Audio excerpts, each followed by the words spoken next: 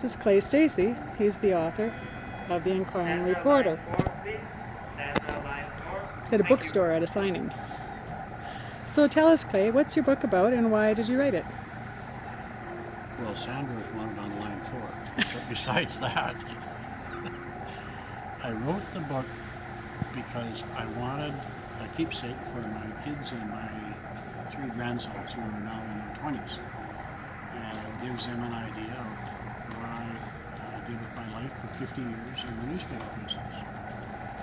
I wrote it also because people see us reporters always on the front line at some meeting or some accident or some whatever, and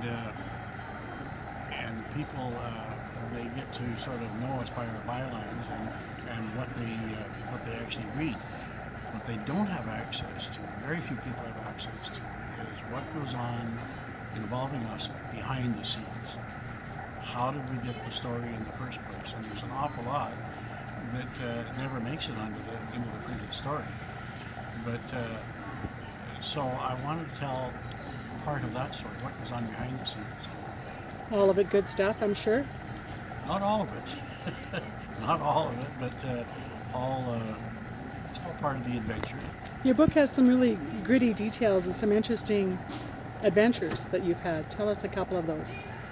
Well, one time I was heading out to an Indian residential school, and I came across a large wooden gate that was locked and a large chain wrapped around it with a big industrial padlock on it. And I thought that was most unusual because I had served in another small community where it was surrounded by several Indian reserves, and I never saw a gate closed ever. So this kind of piqued my interest.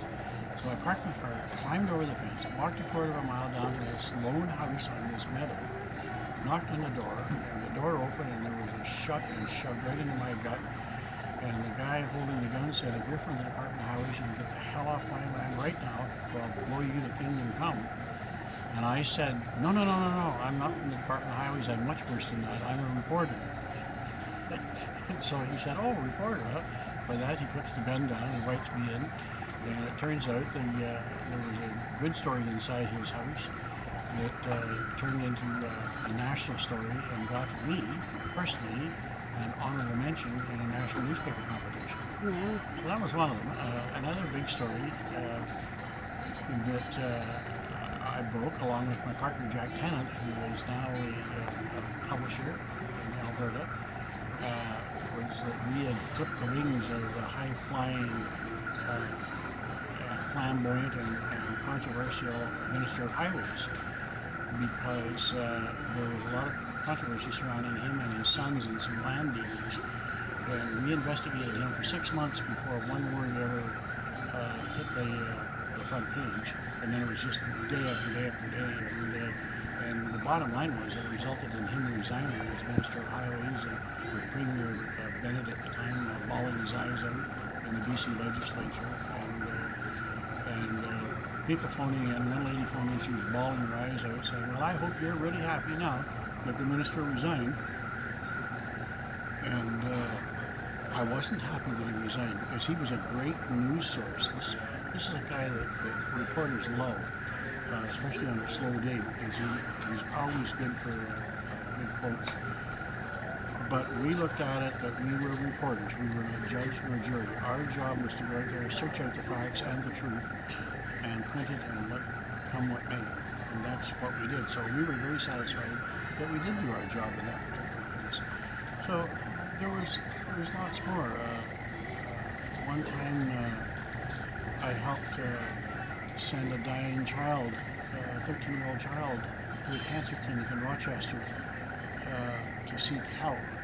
And that story triggered a reaction, unbelievable reaction, by literally all of Calgary, who got behind a fundraising campaign to send her off. And on the day that she left, a big military Hercules plane came onto the tarmac, and there was little Shelley on a stretcher, loaded into the belly of this big Hercules that was used for transporting the military tanks and trucks and that sort of thing.